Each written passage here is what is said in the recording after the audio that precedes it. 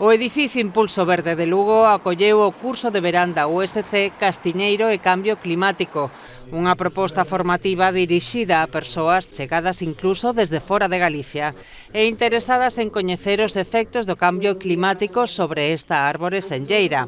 Un programa de 3 días de duración que conta coa axuda económica da Deputación Provincial. Eu nunca me canso de decir que é a Diputación Provincial de España que máis se invirte en educación e na universidade.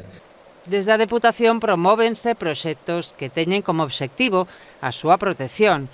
Unha desas iniciativas foi desenvolvida no marco da Reserva da Biosfera dos Ancares Lucenses, orientada á recuperación, conservación e aproveitamento sostible dos soutos tradicionais deste espazo.